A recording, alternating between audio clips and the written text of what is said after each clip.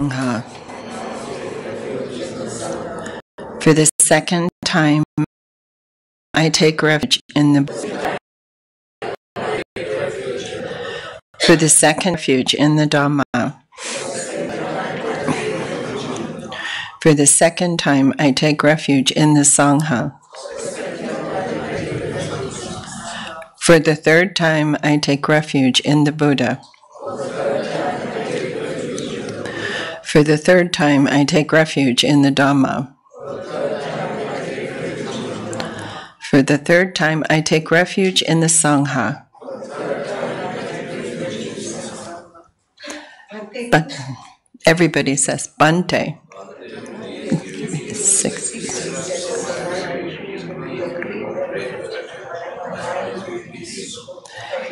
Please clear your mind and pay close attention, then repeat after me. I undertake to keep the precept to abstain from killing or harming living beings on purpose.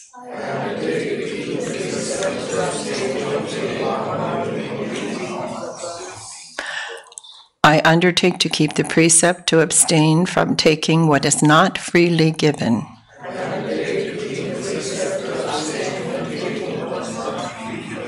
I undertake to keep the precept to abstain from any wrong sexual activity.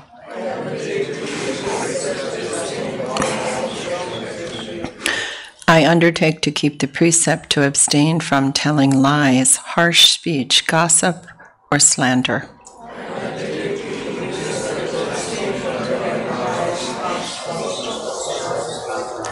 I undertake to keep the precept to abstain from using recreational drugs and alcohol.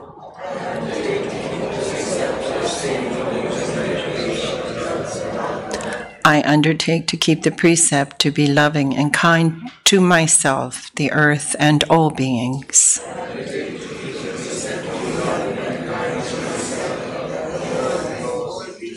Now you have taken the 3 refuges and the 6 precepts, and these lead us to happiness and peace.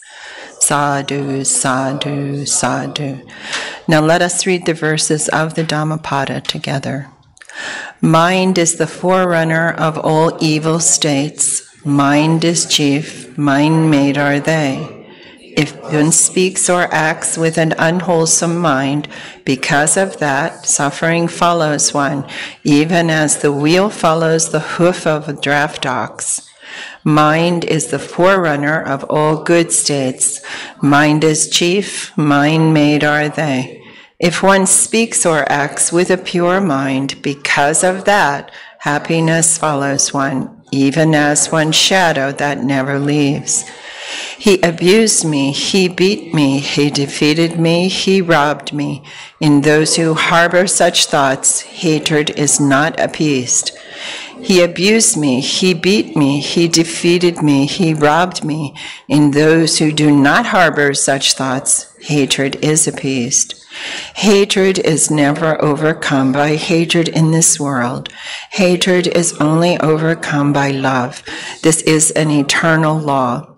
In the unessential, we imagine the essential. In the essential, we see the unessential. And anyone who entertains such wrong thoughts never will realize the truth.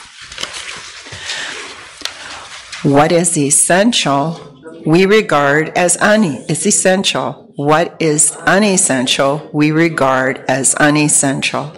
Anyone who entertains such right thoughts will realize the truth. Here one develops a mind that rejoices now, and in the future one rejoices. In both states the well-doer rejoices. And one who rejoices a lot will be able to see the purity of their own deeds, speech, and thoughts. When one is happy now, they will be happy in the future. In both states, the well-doer is happy. Thinking, I have done good in the past, one becomes happy and will easily experience a blissful state of mind. Though a person recites a sacred text but doesn't act accordingly, that heedless person is like a cowherd who counts others' cows. They have no share in the fruits of the holy life. Though a person recites a sacred text very little, but acts in accordance with the teaching, they give up lust, hatred, and delusion. They truly know what is good, and this leads to a mind that is free from suffering. They cling to nothing here and in the future. In this way, one shares the fruits of the holy life. Okay, so this morning turn back to the what we just read. Okay, so we look at these. It's important to understand why our teacher is fixated on these, because there are so many verses in the Dhammapada. And monks come to visit our center and they always say, why aren't we changing these? Why are we always reading the same ones? What is so important about these? So it's my job to tell you how this works, okay? So mind is the forerunner of all states. Mind is chief, mind made are they. If one speaks or acts with an unwholesome mind, because of that, suffering follows one, even as the wheel follows the hoof of the draft ox. What you place in your mind, the way your whole system works, is mind is the beginning of everything. So when you're mind, then you speak, or you have a thought, then you act. You think, you verbally say something to yourself, then you act. This is what we know in the neurology right now. So everything comes from the mind being the forerunner of everything. So one of the things we're going to talk about on the board after the sitting, that was one of the points. Mind is more the forerunner than most of us understand. And I'll probably explain that one a little bit in the board later. He abused me, he beat me, he defeated me, he robbed me, and those who harbor such thoughts, hatred is appeased. One of the hardest things for us in life is when something goes wrong, when we go through an abuse, whether it is verbal, whether it is physical. I don't care if it's a monetary deal, something fails, someone cheats you. These things are really hard for us to go through, but what our problem is we do not understand clearly how our life continuum line works. So it goes back to the life continuum lesson, which is also one I was going to put on the board this morning. But understanding that if you hold on to something past the time it is happening, that it's being stored in your head. And the best place for me to explain to you is right in the back of your head, right at the base of your skull, is a spot that gets sore sometimes and you get a headache. And that's probably the spot that is most identifiable with a storage unit for everything you dislike, everything you're angry at, every grudge you ever had, every piece of hatred, every piece of bitterness is stored right in that spot. So when we store that up, you think it goes away. You think, well, I let it go and I'm going on with my life. But we're not. And if we're not, and it's not really gone, we can say, oh, forgot, and go on. But if we don't really forgive it and sort of dump the rubbish out, we can have a big problem, because this is what's turning out to be causing our cancers. This is what's turning out to be causing a lot of breast cancer and a lot of other types of physical cancers in our body. They're taking back the cancer further and further and saying, stress. It's stress that is causing this. And this is the worst kind of stress because we carry it and it flows through our body and it causes all kinds of physical problems. So letting it go and learning about how to use the right effort process that's in the text, that's in the Fold Path, is really, really important. The right effort, having been lost in translation, is probably one of the saddest things that happened and that I can see across the thousands of years in Buddhism. To have lost those 4 steps of the purification and the retraining of mind made it so that you couldn't actually purify and retrain your mind permanently. And so today when we look at, sometimes we see people desperately going to a retreat for 30 days, 4 times a year to do something about it. But then they go back into life and they don't keep going. And what happens in retreats don't seem to carry over. And so we think we've lost attainments. We think we've lost the potential for them. We're now saying something like, well, maybe somebody could maybe get to Sotapanna in this lifetime, but the likelihood of it is really bad because people are different now and they make up all kinds of stories about it. All different traditions have all different kinds of stories about this. And we don't go back to the texts, to one of the secret sources that's sitting right in front of our eyes. It's been there all the time, but because we put these texts away and it wasn't permeating the commentary that we depend upon so much, we didn't see it anymore. And so we lost this simple little 4-step, what I said was like a washing machine for your mind. You know, this purification that he remarkably figured out, you know, this purification system of 4 steps, but if you only do 2, it's not good enough. You can't just recognize it and throw it away and go back to life. It doesn't do anything. It's just like saying to the child, stop doing that, stop doing that, stop doing that, but you never tell them what they're supposed to do. That's considered child abuse today, okay? You have to tell them not to do it, but you have to show them what to do, or else you're not what? You're not teaching your children. You're not training you. So we lost this system that he gave to adults for retraining our mind, understanding mind was the forerunner of everything. So it's not hard to do this. We just have to try to do it long enough to understand it can turn into automatic. Once it turns into automatic, you're home free. It's like all of a sudden the engine's going and now you're home free because it's going to keep doing it, and mind is going to start rejecting that side and want to be on this side. And it's going to begin to understand it doesn't feel right. I need to live over here. And that's what all this is about. Holding on to the past, and we'll do that lesson on here too after we do the sitting on the life continuum piece. The next one is what is essential and unessential. You know, the best example of me showing you how to live with the essential as the essential and not getting involved in the unessential. Bhante has a story he tells. I look at this one. This is mine. You know, I worked a lot in hospitals and with emergency people and stuff like that. And you see an accident happen and you see an EMT show up. Have you ever really watched them? Have you ever seen a film of the military, the EMT training, when they go to a person, how they are right there in that situation and nowhere else? They are looking at essentially what has to be done, essentially what is the situation.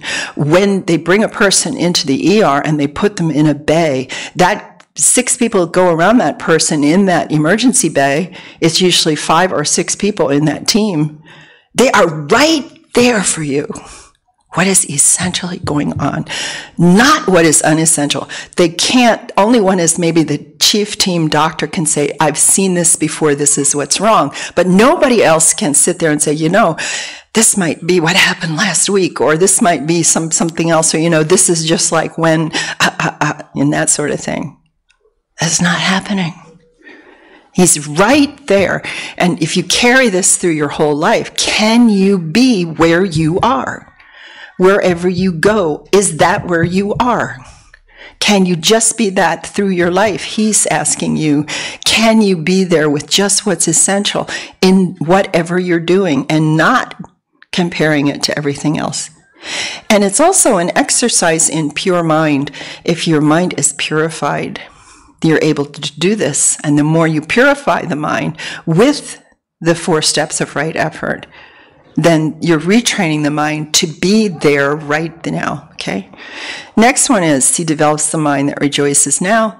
In the future, one rejoices. This one's good. What you think and ponder on, that becomes the inclination of your mind. So this comes directly out of one of the suttas. It's 20, I think it's 21. 21, I think. Majjhima Nikaya number 21. And he's telling the monks, whatever you think and ponder on, that becomes the inclination of your mind. And also the other one is, what you do in the present moment dictates what happens in the future. Do we remember that? Do we believe that? What you do in the present time dictates what happens in the future. And this one goes back to the precepts that are guiding you. And you realize if you break them, what you do in the present moment dictates what happens. If you lie to somebody in the morning, you're going to suffer during the day. You know, if you steal something, you're going to feel guilty. You're not going to be able to sleep. If you did something, just was not right, you're not going to be able to sleep. My favorite one is nervous leg syndrome. The creation of the nervous leg syndrome diagnosis in the physician's desk reference manual came about in 1980, roughly 1980, when some guys at a drug company were working on a cure for rotacuff pain or something in the shoulder, some other part of the body, had nothing to do with the knee. And they couldn't find an answer for what they had been given the money to research. But when they came to check on him, they said, well, we did find something that stops, if your leg is moving, if you take this drug, it'll stop it from moving. It was very funny. And they said, oh, well, it's not completely a waste of time. And they walked out, and they didn't have any diagnosis in the manual for this. But they knew someone at the place where they write this manual, and they made a deal. If you'll put a diagnosis in, we have a drug that will cure it. A very funny story, but true. I think it was Merck, but I'm not sure about the actual company it was. I'm not sure if it was Merck or O'Donnell's. And someone told me this, and I instinctively knew this must have happened, because in my grandmother's time, people had this, this was something that was there.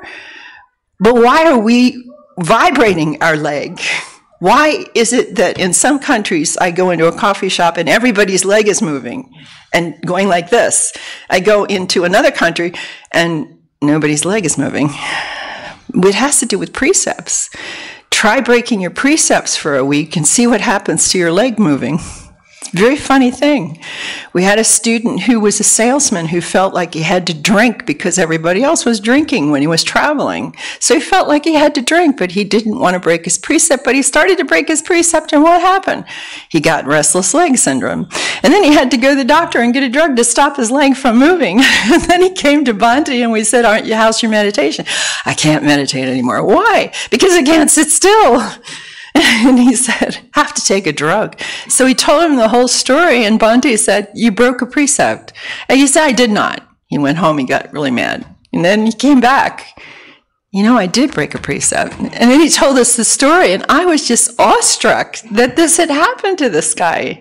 And of all things, he had a job selling drugs to the physicians. He was working for a big drug company. So he was just trying to be good. He was trying to do what everybody else did. So I told him a story.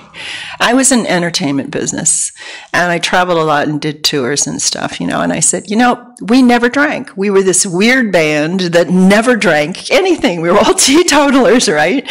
But, when you are the woman who is the singer and everything wants to give you a drink and they want to show you this and they want to show you this. So I go in a place and walk up, and I said, if you feel uncomfortable, just go to the bartender when you walk in the restaurant. Get there 5 minutes early.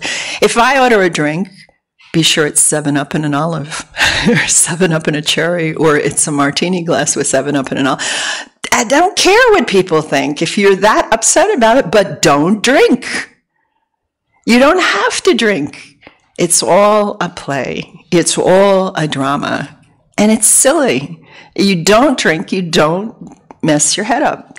So he straightened it out, and it was really funny, though. But he couldn't sit, and this is a guy who used to be able to sit for like an hour and a half or so, which was nice. Not big, but it was nice. Then he couldn't sit for 20 minutes without his leg going off, you see. So if it's true for everybody, I don't know. And I don't see a lot of women's legs vibrating, but I do see a lot of men's legs vibrating. So I'm wondering what's going on. And I like to go in a Starbucks coffee shop, stop in there and look. First thing I look is, what are you looking at? I'm looking at the legs. And then I went into Kuala Lumpur, nobody's leg was moving. But when I went into New York in the coffee shop, everybody's leg was moving. Okay, it's practically time. Any second we're going to have the entrance, so for him to... The same group, Bhante won't come and give the instructions. He will? He won't. He won't, Since okay. it's the same group. So then What should we do? We can adapt it. We adapt it? Can we do the teaching now? Is that okay? And then they sit? Do you want to do it that way? I think we can do it. So if this is Yeah. You have questions. And there's there too, right? Is that okay with you guys? Shall we do that? Is that okay? I'm sorry? I came today. Okay. So then maybe you could go over the instructions. Okay, I can give you the 10-minute instructions, the short ones. Okay? All right, we'll do that first. There's one more here, though, okay? So that was the one about, let's see, what is essential, what is unessential? What you do in the present moment dictates in the future, okay? That's also your karma working, you see? This is your karma working. You know, you break the rule, and then the karma kicks back right away on your leg, your vibrating leg. Okay, I wonder if football players do that. Okay. Though a person recites the sacred text, this is the last one, but doesn't act accordingly, the heedless person is like a cowherd who counts others' cows. They have no share in the fruits of the holy life. But the person who recites the sacred text very little but acts in accordance with the teaching, they give up lust, hatred, and delusion. They really know what is good, and this leads to a mind that is free from suffering. It's real interesting. You can get people who are studying and studying and studying and studying the texts, but they're not living the texts. And it's not just lay people, it permeates the whole system, okay? And then you can find people who are maybe not studying the text that much, but they're taking the basic stuff and really working on it, and they're working as hard as they can to see as many people as they can to learn the basics of this, and they're living it all the time. And these are the people that are getting the most benefit out of this, because this is, again, it's all karma. The karma is really interesting, the whole karma balance, okay? Do you have any questions about that, about those? Because lots of times people don't really get it on that part. Okay, I will read the instructions. Should I read them now, or should I do the questions and then read them? Yeah, I guess questions. Okay, let's finish these questions, and then we can get them out of the way. I'll go over the board first. Do you have that portable microphone?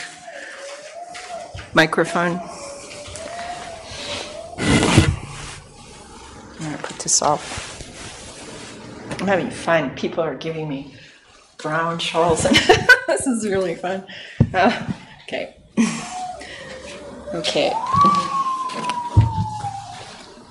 Let's see. Take the position. There we go. Okay. I'm going to go over this part really quickly for you. The only objective in Buddhism today is the way this is just the way that I see this. The only objective it is amongst all the traditions, all the stuff everybody's trying. The only objective is what works. What works. So when you're going on your search, I'm not going to tell you to not go into anybody else and ask and look and search and read. It's fine. But what your job is, if you were to say, what's my job? I would say, what moves down the path and gets you there in this lifetime? Because the honest fact is the attainments are possible. And the honest fact is it can be done in one lifetime. Anybody who pretends that you have more than this lifetime is only kidding themselves. Because the basis of Buddhism is that we're not eternalistic and we're not annihilationist. So by not being eternalistic, you are here in this lifetime. You are not coming back. Something else is coming back with the karmic energy of what you did in this life, and what you do does affect that, but you're not coming back. So this is the game, I don't know if you've heard it before, this is the game of the turtle in the ocean. The turtle is swimming in the ocean. And the ocean is going like this, okay? And you throw over a life circle thing floating in the ocean. And what are the chances of you being the turtle to come up out of the ocean and stick your head in the hole so we can pull you up and say, yes, you've been born again in the time of a teaching Buddha? Whoa. So in the Theravada system, when this Buddhist teaching, you are in a dispensation now. Do you understand dispensation? Does everybody understand dispensation? Who doesn't understand what dispensation is? Dispensation, Buddha born, Buddha teaches, teaching exists, teaching disappears. Completely, think about the internet. Completely, it's gone. There's no written stuff. There's no internet left. There's nothing is left. It's gone. Then 25,000 years, and possibly another Buddha comes, and possibly it's another crapshoot. Okay, possibly that Buddha is a teaching Buddha. He was a Samasan Buddha. A Samasan Buddha is a teaching Buddha who taught like 86,000 suttas in 45 years. That's amazing. You know, that's incredible. Okay, 84,000 for him and 2,000 for the Arahats is the story. Do these figures, are they real? I don't know. But I can tell you that just in the Majjhima Nikaya and the four Nikayas are enough for anybody. Actually, this one in the Samyutta Nikaya, you're fixed and you're in good shape, okay? The Digha Nikaya is really long suttas that takes like a week to teach you one. Middle length sayings, the whole teaching is in the book. Samyutta Nikaya, short suttas that are supporting the suttas that are here. And Anguttara Nikaya, the other one that's the numerical one, is a bunch of people like my grandmother. She couldn't be spoken to until she was finished the New York Times word puzzle on Sunday. Do not approach her, okay? She had this mind, and these people were desperate to preserve all the parts of everything, and so they built the Anguttara Nikaya in a series of numbers, 1, 2s, 3s, 4s, 5s, like Buddha, Buddha Dhamma, or suffering, cessation of suffering. And the 4 would be the Four Noble Truths and all the other 4s in existence. The 5s from 1 to 12. It's okay, but it's kind of my grandmother's mind all over again. Okay, second one, body. Body is important to understand when you see it in the texts. Body, according to the Buddha, in the way he's teaching, is the top of your head to the toes. The interesting part is when Ananda, his assistant, his servant person, the monk who was with him most of his time, he was alive, serving him, came to him and said, Lord, where is the world? Where is the world? What is the world? And he said, between the top of your head and your feet. That's a good contemplation. The whole entire world is from the top of your head to the feet. The rest of it's a dream.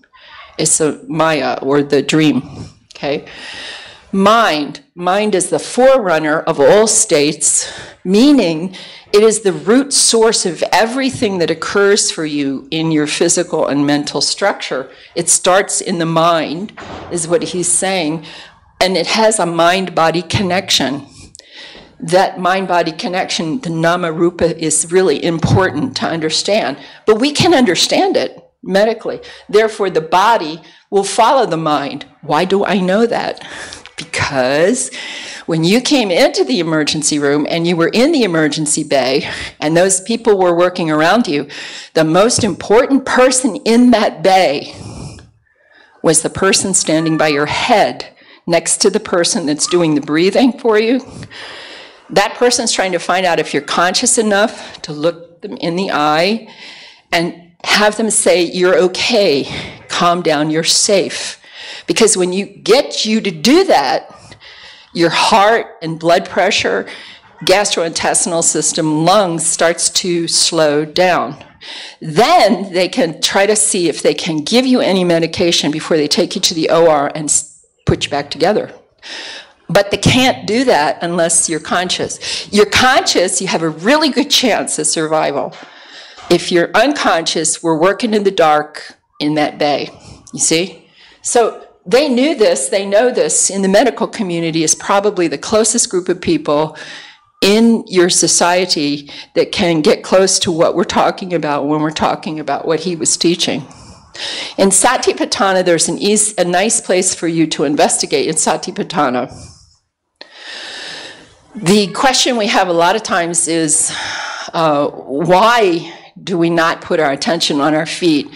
And the teaching today is stressing a lot that whatever we're doing, the attention has to be really sharp on what we're doing. But the question I had about all of this, because so many people were doing that, I went to the head of the Pali department at Peradeniya University, to Dr. Premasiri, and talked to him about this. And I wanted to honestly know, in the section on awareness in the Satipatthana, you should look and you see if it says awareness of walking, awareness on walking, or awareness when walking. What does it actually say? Of it, on it, or when you're walking. See? And what we figured out was if you are concentrating really hard on your walking, certain other things do not happen the right way. If you're of and on sort of mean the same thing. Like, I'm walking, so that's where all my attention is going to be. But the real question was, what are they trying to do when you're doing that? And if you really dig amongst the teachers and ask them, you're going to find out that when you're walking, which is the accepted translation, they want to know, when you're walking, what is your mind doing? So the question is the same when we say this to you. We're not really changing what it is they're trying to get you to understand. But part of the problem I ran into as an English teacher too was that the Asian teachers think they're saying the same thing. When they're saying this, they're saying that. But they're not. They're not. And this was the problem, I think, with what happened with the idea of changing the Four Noble Truths. They didn't understand when we presented the problem at one of the largest conferences in the world to 52 countries. The Asian group of teachers did not understand that there was a difference between saying life is suffering and there is suffering in life. They didn't understand there was a difference. So they know English. This is what I was saying to you yesterday. You can know English and she can know English, but how do you know English? How well do you know it? We had translators, the best in the country in South Korea, translating for us at one conference for Bhante, and all of a sudden we figured out the reason why nobody could do it that day was because they weren't translating what we were saying. They were going off on, he must be saying this about meditation, oh, that means this, and then they were translating. And the difference of what we're showing you is so slight. It's ridiculously funny, but it's easy to understand in 2,600 years how you could lose this. My grandmother had a Christmas cake that was 12 inches high. Actually, my great-grandmother, 12-inch high Christmas cake with 11 eggs in it. And the way you made this Christmas cake was like you would make an angel cake. It has 11 eggs in it.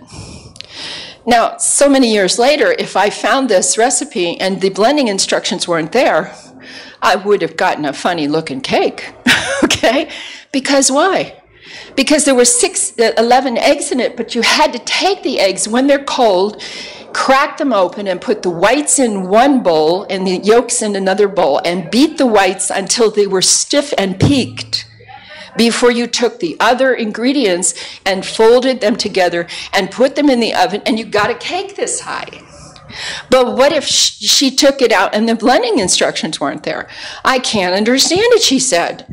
I made the cake and it came out like a brownie. I said, it's like this high. She says it's good enough for an energy bar. It tastes just the way they described the ingredients tasting, but it's only good for an energy bar. When I go on a bike ride, we can't put this on the table, forget it. So we cut it up and we gave it to the kids, you see? This is what happened with this. It's not a complicated thing. It's just we've had a mix-up over translations and stuff. This one, number 5, bitterness, hatred, revenge. What am I supposed to do when I have bitterness, hatred, and revenge?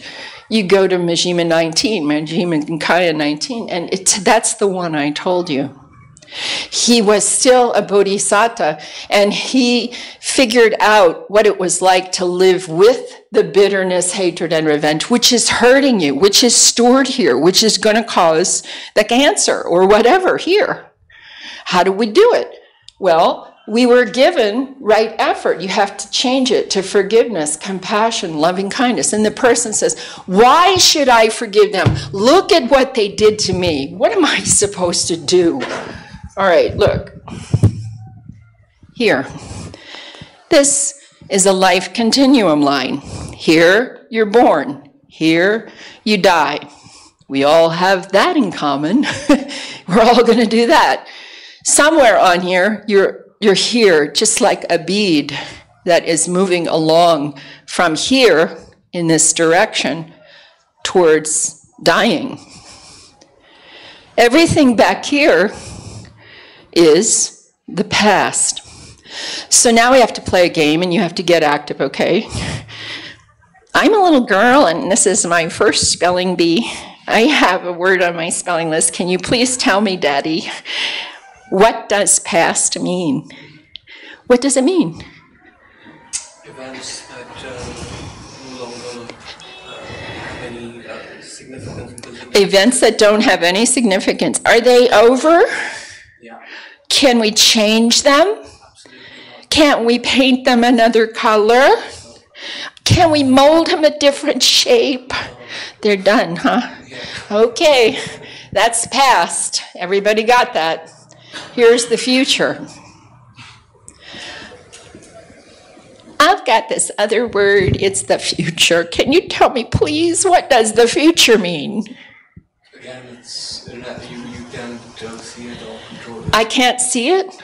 Why? Because it doesn't exist. Because why can't I control it? Because it doesn't exist. It doesn't exist? Is there energy in it yet? No. It's not energy in it yet because it's why? Why not? Because it's happening right now. Oh, it's not there yet? No. Okay, but you're sure I can't? Is there any energy left in this one? No. No energy. There's no energy here, and there's no energy here. And this one is the present. It is not the present moment. It is, but let's leave it alone. Eckhart Tolle can keep it, all right?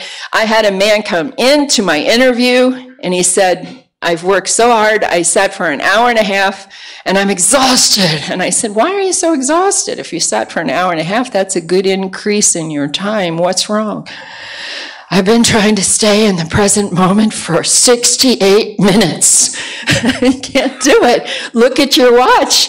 It's going to go. It's going away. You can't stay in the present moment. Why are you trying to stay in the present moment when really it's a lovely cliche? It's a good sales pitch, but we're talking about the present time.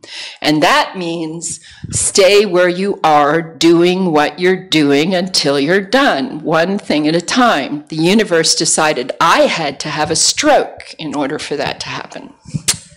Took away my ability to do multitasking, and I can only do what I can do in the just very short span of time, which is funny because a lot of you would pay to get this way. Okay, so the present time is what we're really talking about. Now, that's the first part of this introduction to the life continuum line. This is the life continuum line. But now we have to look at another thing. Here, every morning, every person gets one of these. It's like a beaker or a cup of cup. And this is your energy for one day. Every morning you have one. It's invisible. It's beside your bed before you go to work. It's right there. And you get it. every day, every human being. What do you do with this is what determines how you live your life. So when you're talking to maybe grandma and she's really engulfed in the past, and she says to you, you say, what's wrong? Or anybody, I'm caught, I'm reliving the emotions of the past. I'm really sad today. What does she really mean? She can't be reliving this because there's no energy in it anymore. So where is she getting the energy to relive the memory of this past? Right here. So she's using up her energy for the past by using up today's energy. So where does she, the other person, maybe your sister or brother or somebody you know, so worried about the future that they can't do anything functional today. And that person is using up today's energy for the future, but he told you there was no energy yet for this because you're not there. What's wrong with the picture? Do you know anybody who has a husband or a wife who comes home and walks through the door and says basically, take the dog outside, tell the kids to be quiet, turn off the TV, I'm tired, I'm going to bed, and no, we're not going for a walk? Have you ever known anybody like that? That's because they did something wrong with their energy that day, okay? And what they did was they wore themselves out with two different kinds of infections. The virus is like this. This one is called the shoulda, woulda, coulda part of your brain. Shoulda, coulda, woulda, itis, the infection. Itis means irritation of the shoulda, coulda, woulda part of your brain. It means you got all wrapped up in I should have done it, I would have done it, if only I knew it, I could have done it, but why didn't I do it? And you're preoccupied and you're not doing your work at the office or at school or at home. You're just thinking about what you should have done, you could have done, or you would have done. Can you identify with that? And then this one over here is an even worse thing. This one is the what-if-itis. What if? What-if-itis. And what-if-itis is a serious thing. Do you know the story of Chicken Little? Do you know about Chicken Little? You know Chicken Little? Chicken Little ends up dying in this story. I don't know which one you heard, but chickens come out of the eggs, and the hen takes the chicks out, and they're all outside pecking in the ground. Chicken Little comes to the edge of the barn, and he says, I can't go out there. I can't go out there. Don't you realize the sky is falling? It's moving. It's going to fall any second. And they're all saying, the cow comes over and says, you have to go out or you're going to die. You have to learn to peck for food. And the horse comes over and he goes, you've got to go outside. You've got to go outside and eat. No, I can't go out. And then the clouds come over and the rain's about to fall. And the rain's about to fall. He starts screaming, we're all gonna die. The sky is falling. Can't you see the sky is falling? It's falling. He goes back in, and the rooster comes over and says, this is hopeless. This is hopeless. He's not going to live. And he doesn't. He ends up dying. Why? Because he's so concerned with what might happen if he goes outside. He never finds out what's in the world. This is what's happening to us. How can you live on 1/3 of your energy and think that you can be happy? It doesn't work that way. So this is what I usually show people before we show them how everything works. It's one of the things we do. Okay, here, you can have this one. Okay. Now, let's see what we have here.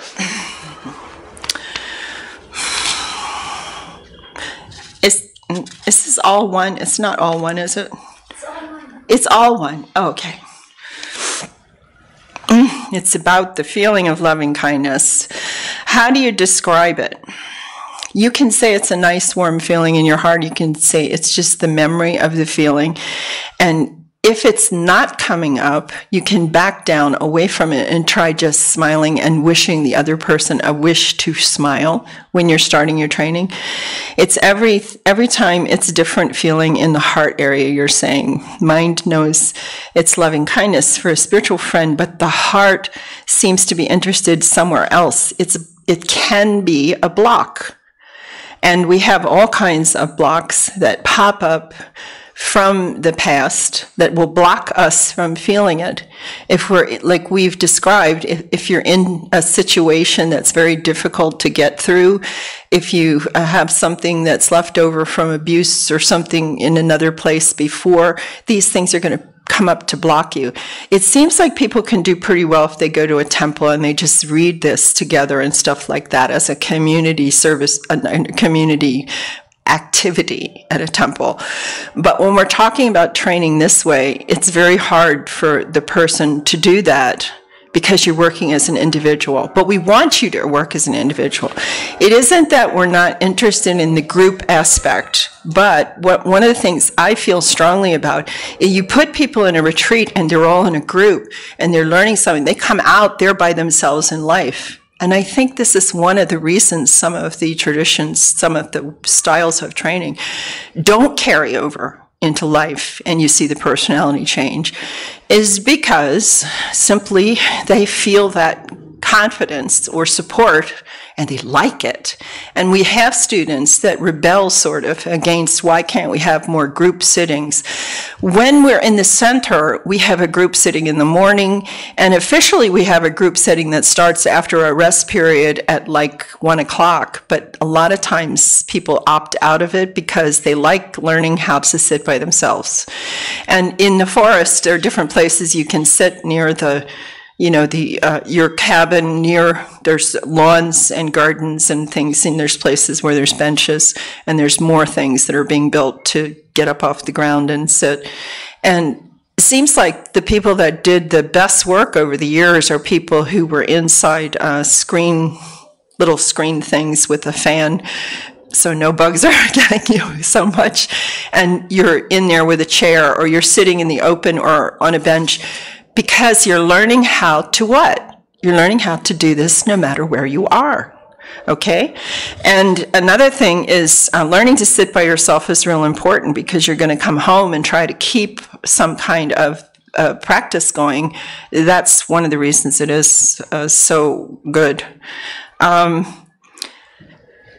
You verbalize loving kindness when you start practicing. You're saying, is it okay to verbalize the loving kindness? You verbalize it at this level where you're starting. You verbalize it and keep verbalizing until you reach a level where we say stop verbalizing, okay?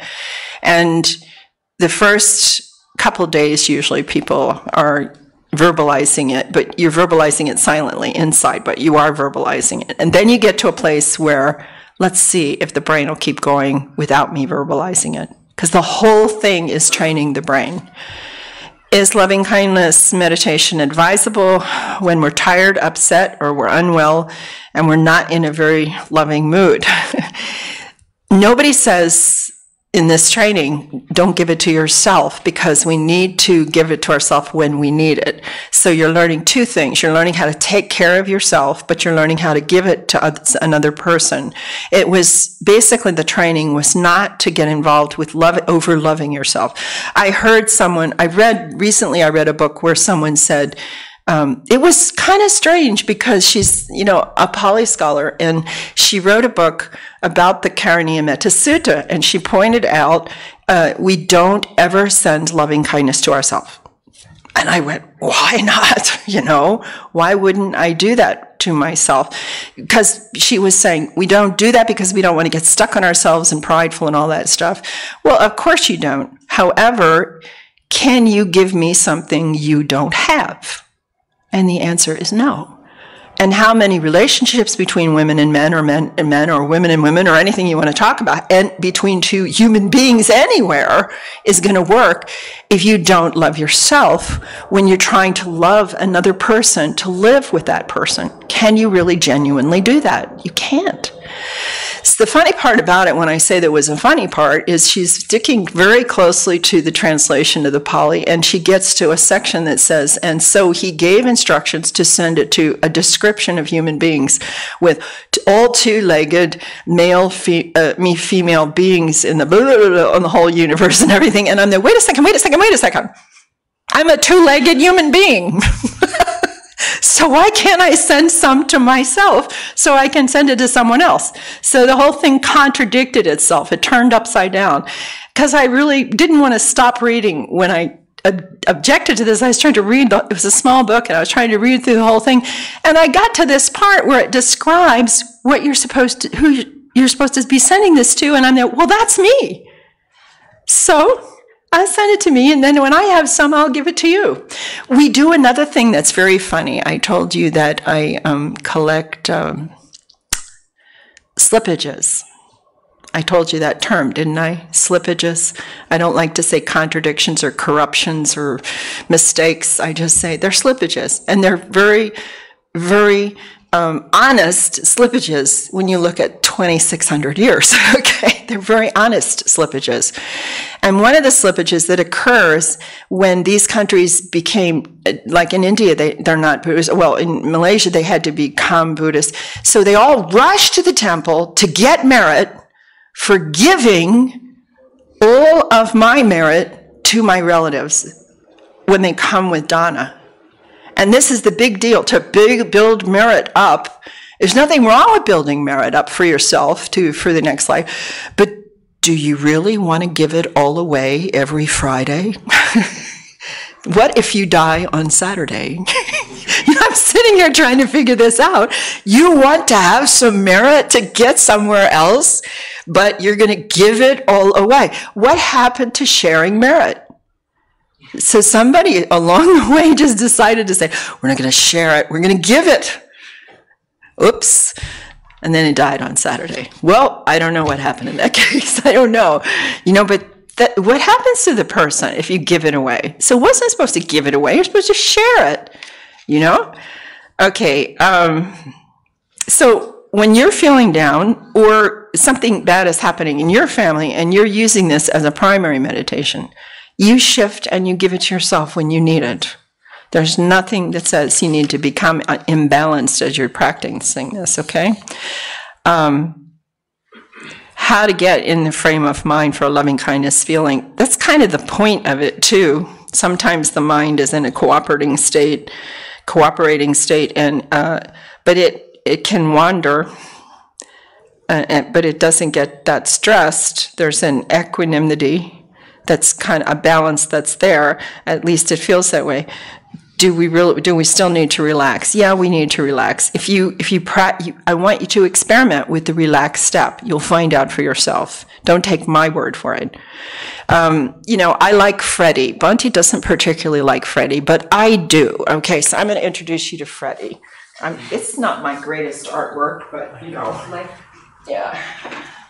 Okay, so does anybody want a picture of this one or not? Okay, snap real quick. Okay. Just doing a time check. What? Yeah. 9:30? Yeah. So mm-hmm. Yeah. That's what we do. Right. Oh boy. Oops. There. Got it? Okay. Bingo. That's because he wants me to make a booklet of all the whiteboards this year. Got it? Oh, okay, thank you. Put it on, okay. Okay, no, Bhante was picking on me. He says, if you like whiteboards, why don't you make it into a booklet? Okay. Oops, this is not working so well. No. Okay.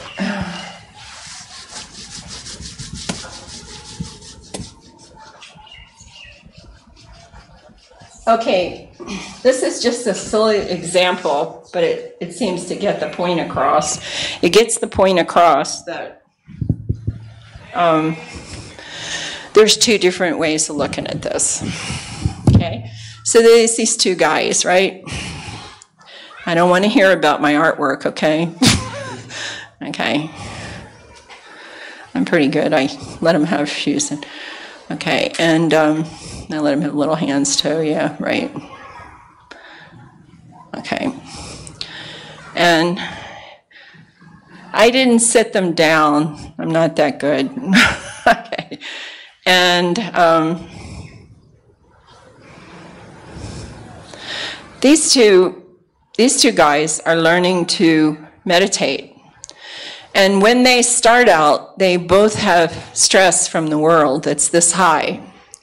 And they're determined they want to go to Nibbana. So what do we say about Nibbana?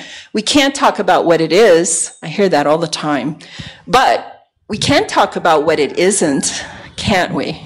So we can say there's no tension, there's no tightness, there's no concepts, there's no trouble there. But the big thing is stress. There's no stress there. And so there's no stress and tension. So if they start with this much tension, the lesson here is about hindrances. And what happens if a hindrance comes up in your meditation and you're pulled away when you just let go? So this one, when it happens to him, is when something comes up here, okay, he moves his attention over there and he comes right back to his object of meditation. Okay, so when he does that, if he started with this much tension, when he sits down, let's give him a break here. When he sits down, we're going to say that when they start meditation, let's put it here, because they come in from the world and they sit down, and then all of a sudden something comes up like that he moves to, and when he moves over to the attention here, he throws it away and he comes straight back. And he still has this much tension, and it might go down slightly during the time he's at retreat, but he's not understanding the mechanism very well. It doesn't really reduce out. But Freddie comes over and he finds out about the 4 steps of right effort. And he finds out about the relaxed step and the smile. And what happens is when he moves over and he comes back, each time he comes back, he relaxes. And when he relaxes, it drops down a little bit. And then the next time he's pulled away from there, it drops down a little bit more. We get the picture here. I don't have to make it very long to explain it to you. But he's moving into the deeper states every time he relaxes. The relaxed step is the drop-down point in the entrance doorway into the jhana levels. That's what the door was. So when you don't do the relaxed step, you don't get in there. But if you do the relaxed step and you use the smile, smile is really key. I'm still working on that, but how to explain it, but the truth is that the uplifted joy in the first jhana is chemically based. It's a shot of endorphin. There's no way around it. Because if you're smiling, each time you smile, the brain, the 2 hemispheres of the brain, they separate just a tiny bit, and this good old little pine cone that sits, it's in between, it's sort of in the middle, but it's shaped like a little pine cone, okay? That's your pineal gland. And if it's not compressed, it releases endorphins. The endorphins are as strong as morphine, and they make you very happy. How do we know you're in the first jhana? Because when you come in and we see you, we know, but we ask you, how's it going? And you say, I feel really happy. And we say to you, why? And you have no idea. You don't know why. You don't know. Hundreds of students have done this. And then when you don't know why, what is that? It's the point of the uplifted part that's happened. It means that the brain is in the right position and that this is working correctly. This is what we think he figured out, okay? And scientifically, it all adds up. When you go talk to a neurologist, ask a doctor about it, he's going to explain it to you. Some of them know about the connection between these two muscles right here that cause this separation. Some of them don't. But if you just tell them, they keep telling me to relax, relax, relax. You tell me how you feel good on a relaxed day. How good do you feel? And that's what's happening. More you relax, the more your own body can heal you. And we all know about this, except the allopathic doctors. But, but when you're in Asia, a lot of people know about this. The Ayurvedic people know about it, and the yogis have known about it a long time. And this is not a big secret. If you get into a happier state, how do you feel? You see? You feel lighter, don't you? When you're genuinely happy about something. Have you ever had something happen where somebody comes and shows up and you're just so happy to see them? And how do you explain that? You say, well, I'm happy because they're here. Yeah, but what just happened to you?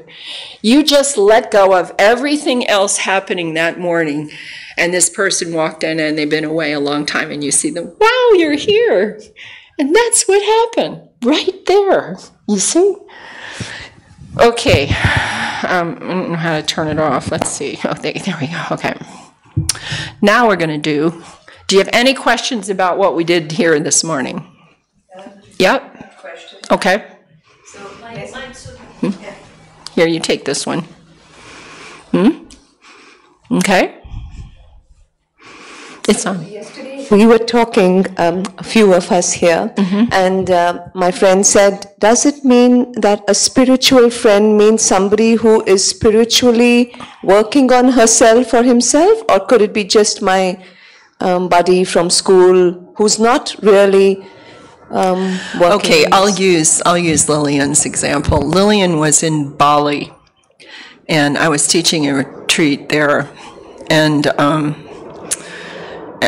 she was having trouble with loving kindness, but she was willing to try it, and she's trying really hard. And then she started to just relax into it and just send it to her friend. So who was her friend? Her friend was an ex-roommate from college from 12 and a half years before. Zero contact with this person since graduation. Zero contact. They didn't even know where each other really were. She just had the feeling she was still in Texas, in the United States. That's the other side of the world, for anybody who doesn't realize that. Okay, it's the other side of the world. And I'm sitting there, and she went through her interview, and then she went away and said she didn't feel like she was doing all that well, but I thought she was gradually beginning to get it. And then she came running down the steps in the middle of someone else's interview and said, just with the biggest expression on her face, like, oh my gosh, I have to tell you what happened. And I said, okay, come in, sit down for a minute. And she's there, she called me. I said, who called you? And she said, my friend called me. I said, your friend? She said, my spiritual friend called me. And I said, from where? From Austin, Texas. And then she explained to me who the friend was, like I explained to you. And she said she called the sorority, and she asked her where I was, and she found the number, and she called the center, and she owned the center where we were, and she called the center, and the secretary came and got her, and I couldn't believe who it was on the phone. I had to sit down. I was so shocked. And I said, oh, well, I told you it would work. This is the biggest one I'd ever seen happen, right across the whole thing. So how does it work? Well, I'm not from MIT, and I can't really say it, but I like to think the Greeks had it right. The Greeks talked about the earth, and then the sky, and the clouds, and then the firmament had a ceiling. And I like to talk about it in terms of radio waves, because we know it's an energy that goes out of you, but we have no idea how to measure it. We don't know how to tell somebody to measure it.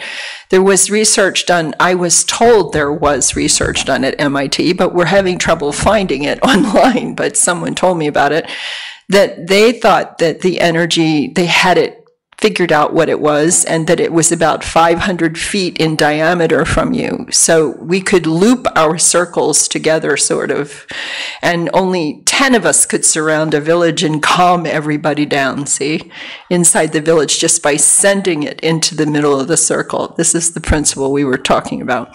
Because in Washington, D.C., 200 or 300 people sat every Saturday for 1 month, and on that Saturday, that month, in the worst part of the city, the murder rate went down 35%. Was it the loving kindness? Your guess is as good as mine, but it was consistent for 4 weeks on the weekends. For 4 weeks, they sat an entire day, Saturday each weekend. That's still online somewhere about the loving kindness group that sat in Washington, D.C. and lowered the murder rate. So this thing has a power we don't understand, but it's real apparently, and it can travel apparently, okay? So that's pretty far to have it move from Bali all the way to Austin and have the other person look up the person, can't stop thinking about him, starts to look up the person's number, call them, and then finds out that this is going on. See? That's all I can tell you. Okay? Just another question. Yeah. So this friend of mine said that I can't really find that feeling of happiness. So when I was young, I used to climb trees and I loved eating a certain kind of food. Could I use that feeling as the warmth in my heart and start? Did it make you happy? Was she happy? Yes, she was happy. Then that's it. Right, okay. See? Okay. Okay. That's all? Anybody else? Yep. My question is related to what the morning session that we had. Mm-hmm. Yeah, the morning session that we had. You spoke about the past, present, and the future. Right. Yeah, but from what I understand, Buddha did talk about past lives. But you said there's nothing like the past. No. I didn't say there weren't past memories. Sorry, then I misunderstood. Okay, I said there's no energy in the past. There was no energy for him in the past. He could recall living in other lifetimes. Yeah, you can learn how to roll time backwards. You said there's no you. In the present, there is no you. That's right. There isn't another you, okay? But you can roll time backwards and find out who you were before. It's kind of complicated. How do you explain that to somebody? It's kind of difficult to understand. We don't understand it, really. We don't. People don't understand it. I don't think he really explained it clearly. But the person has memories. How do you account for somebody who you can roll time backwards and find out, okay, let me give you a quick example. What good is this stuff anyway? This is one of the things somebody said to me. What they're writing books right now, you should look into this. They're writing books now, some psychologists and stuff, in the truth of of past life regressions, okay? And the value of them to settle a phobia. In other words, stop a phobia. And that's something that I have experience at. Because for some unknown reason, and I say unknown because I climbed trees, 60-foot trees as a kid, and flew planes even up to light planes and parasailing and things like that, up to about 50 years old. And then all of a sudden, at about 51, I developed a phobia of heights, because I was supposed to clean the gutters out on the roof for the venerable, and so the kitchen wouldn't leak anymore in the rain gutters, okay? And when I went up on the roof, I froze, and this was really serious. I couldn't figure out, why did I freeze? And then what he did was basically, he showed me how you can learn to roll time backwards, and you can show up. I'm not interested in who you like to, we have to talk in pronouns. The biggest problem for the Buddhists was that he can show you all this, but then you get stuck because you have to talk about it with pronouns. You see? And in Nibbana, there's no pronouns. There's no pronouns. So, but one person said you couldn't possibly be enlightened because you're still speaking in pronouns. Well, in the conventional reality, how do I go out and get the milk if I don't talk in pronouns? You know, this is kind of silly to say this to me. So, you know, so when we talk about this, I'm using pronouns, but to figure it out, you have to probably experiment for yourself, okay? Because I know it's not exactly who I was, but I know I had past lives with several other women before. When I went back to find them, I found 5 other women who died by falling off a house, falling off a wall, falling off the mast of a ship, falling off a cliff, and falling into a crevice in the middle of a pasture. Well, that was enough. Why did it solve the problem? Because somehow when we know what the source is, once we know the source, it all goes away. So this is a thing many of the teachers have written about, not just in Buddhism, but in other places. Once I know how something works, it's not a mystery anymore. Another story I tell people is like if I'm at my grandmother's house growing up, there was a room that I always had, but I was never allowed to go in the closet. And I'm a little kid living in this room every summer, but I'm not allowed to open the door to the closet. That's the only rule. But you can stay in that room and use the bureau, and that's your room for the summer. And then when I was 14, of course, everybody was at the beach and they hadn't come back yet. My grandmother went to the store, and guess what I did? I went and opened the closet. And no, there was no boogeyman in there. And there was just old history she didn't want to discuss with the family, and just old history stuff all in boxes. And she just didn't want anybody to go in. And I felt really bad because I went in the closet, but I never told anybody. But I had to know. But once I knew, I could always sleep in the room much better because I didn't know who or what or when something was going to come out of the closet.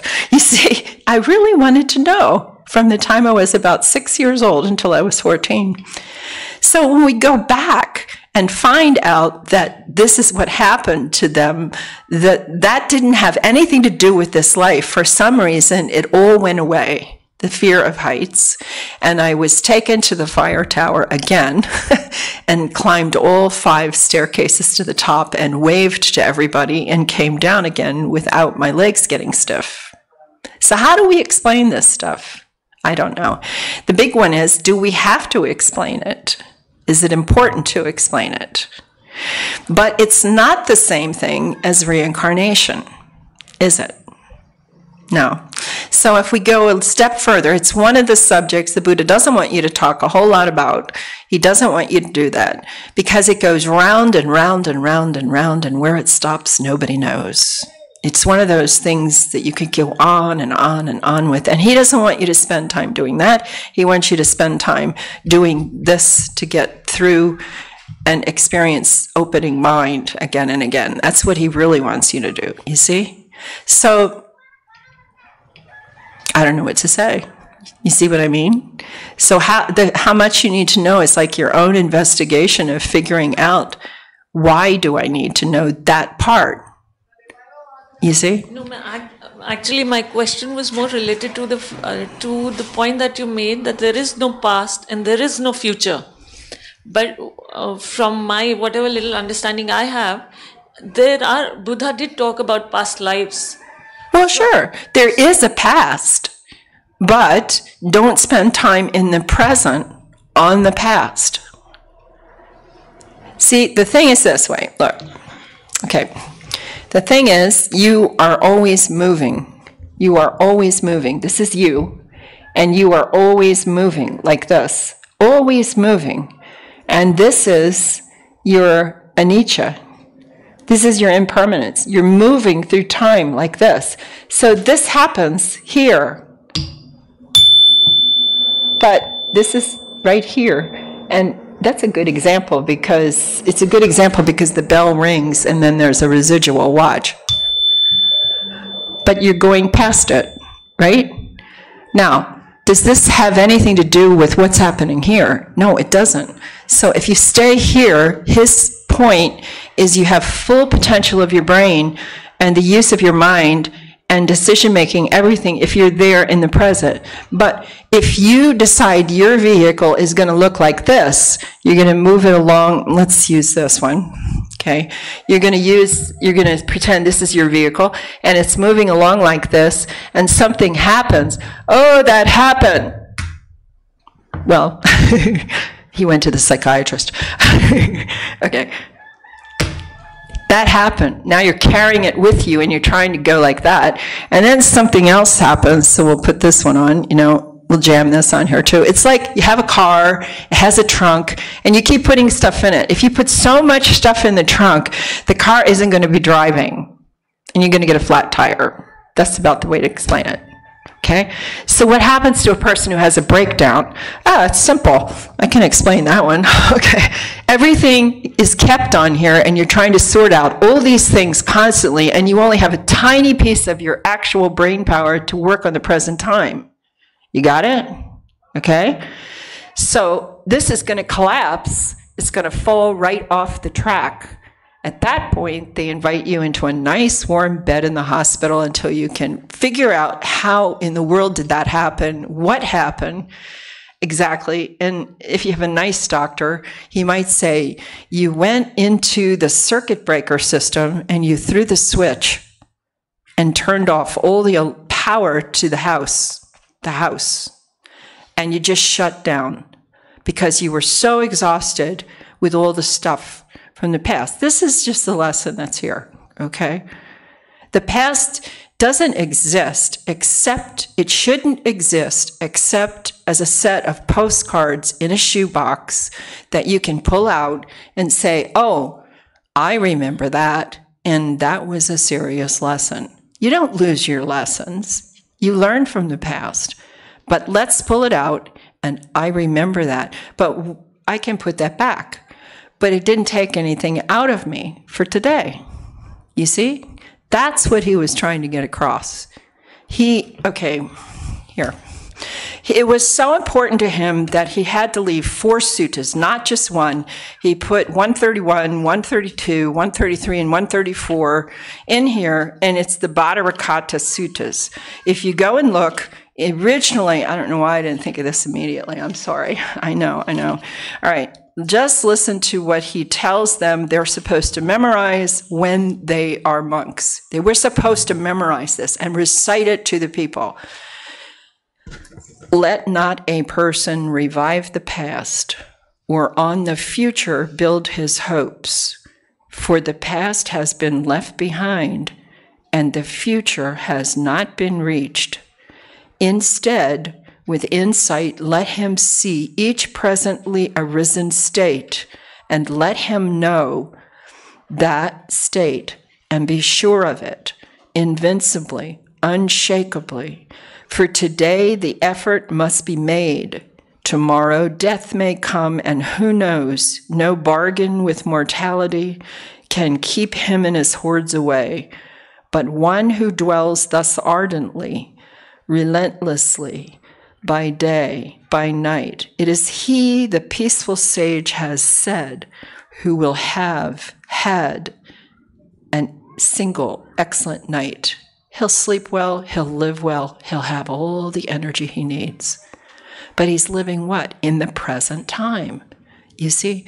That's the real lesson, you see? I still have to work on that, right? I know. Every time I go in a different country, I have to work on that. Whether the diagram works or not, okay? Okay, let's do the instructions now, and then you sit the rest of the time. You'll have, this is very short, it's only 10 minutes, so you'll have at least 1 hour to sit before we break for lunch, okay?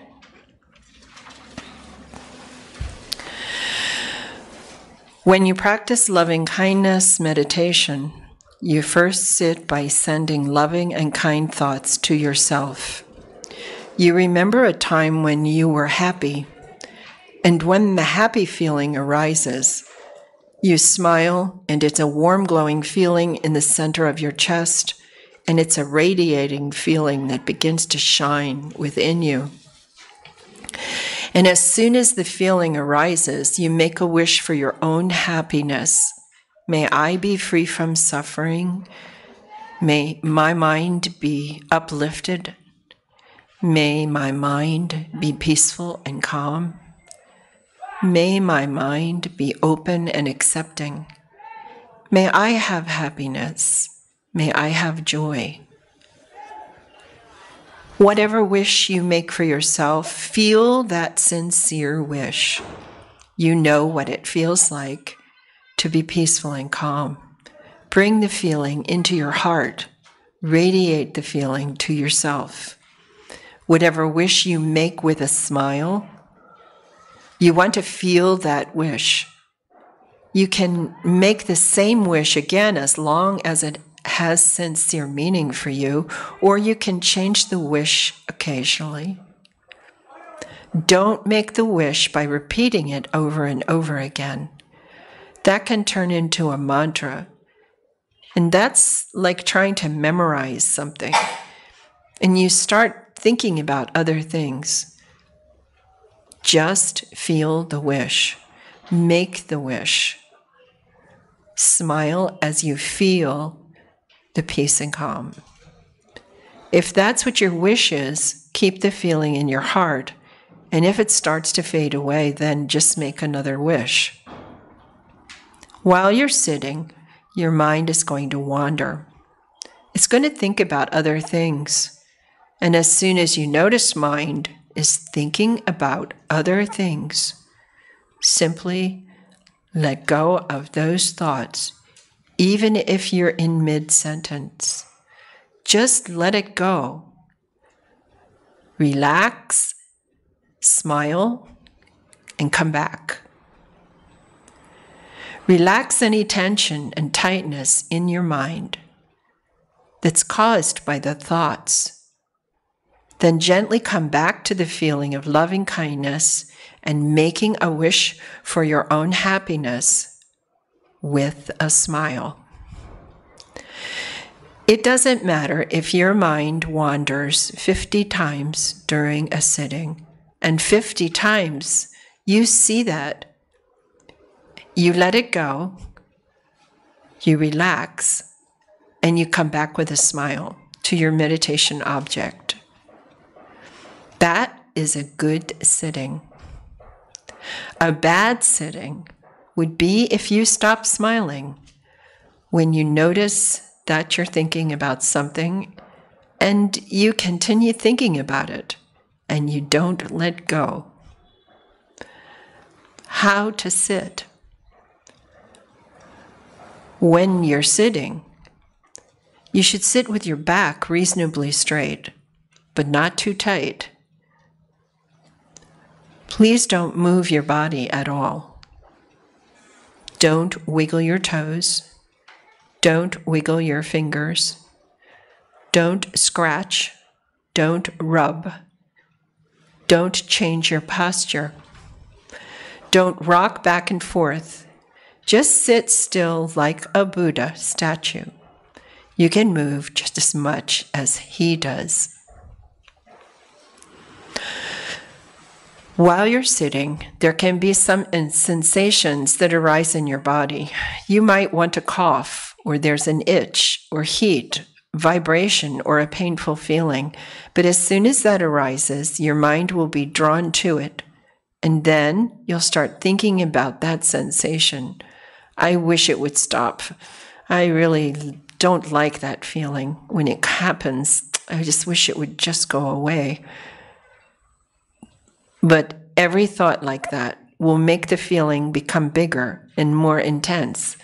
And if you need to cough, you should simply allow that to happen and continue on. The very first thing that you do is to let go of the thought about the sensation.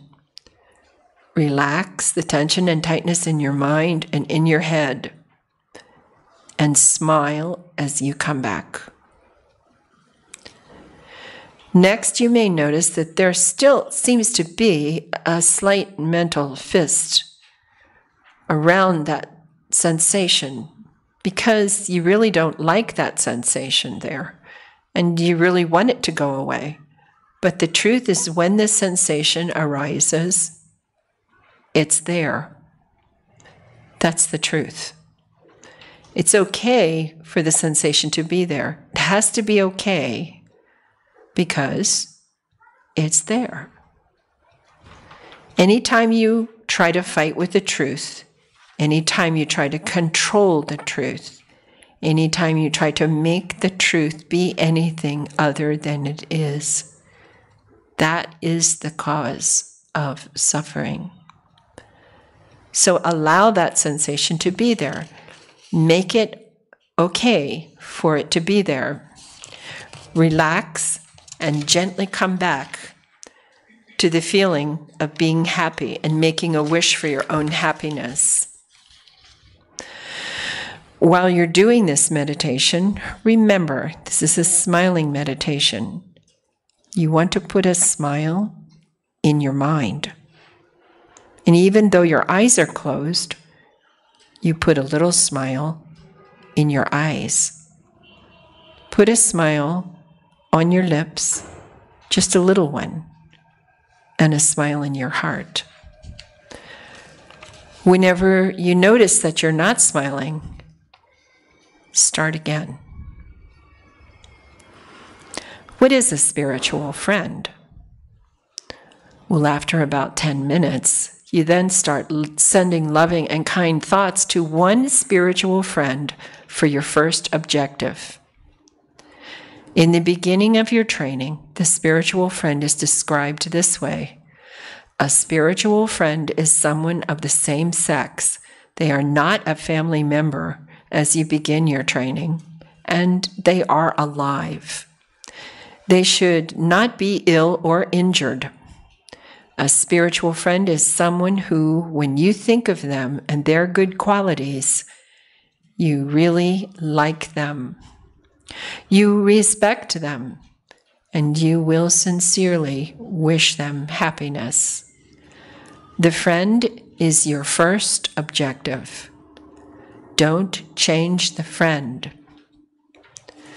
Once you pick your friend, do not change the friend to someone else until your practice develops to a certain point.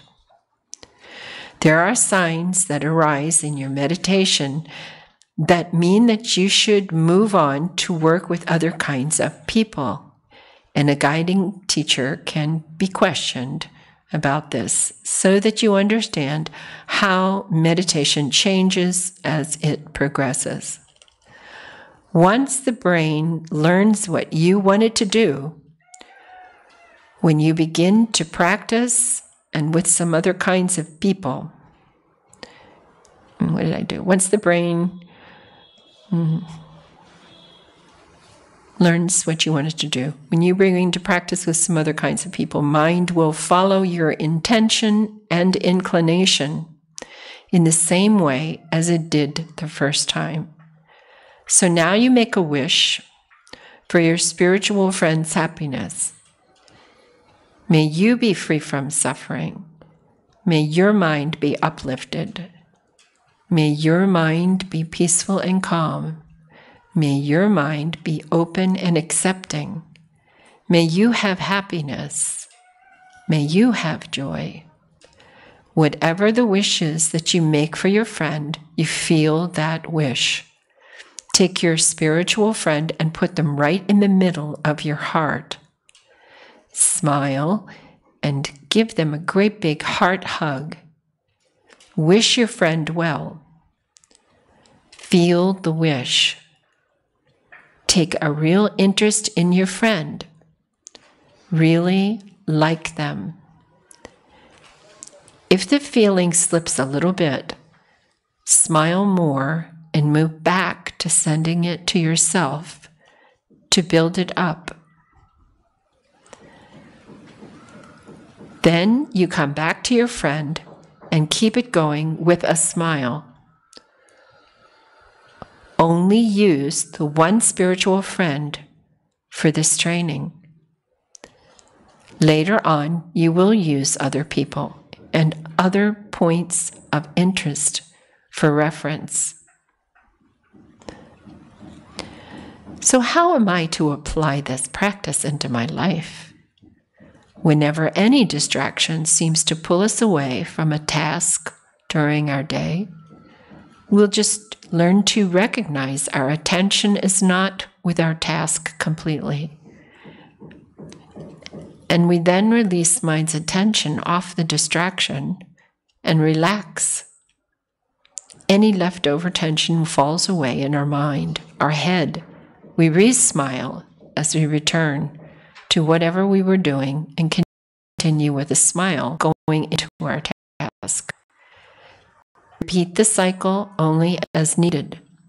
During your practice, repeat the cycle only as needed when you're pulled away, when you're distracted again. Do not use the cycle for every thought that arises, but only when you are pulled away. So let's try it. We keep 10 minutes now for ourselves. Almost time to shift over and make a wish for your friend. And keep going as long as you can. Try to sit for 30 minutes. If you have trouble, you can get up and walk outside or upstairs.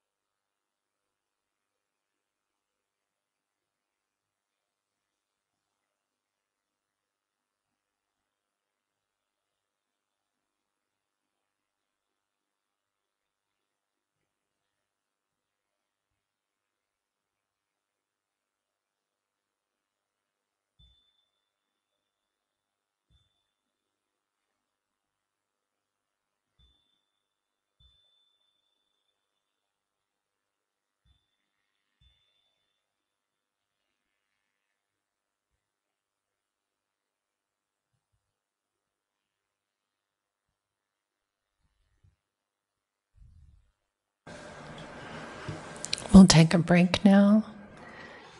Let go of your meditation. Come out gently. Little bit of a smile. Stretch your fingers, stretch your toes. Get up slowly, take a walk, okay? And we'll come back at 1.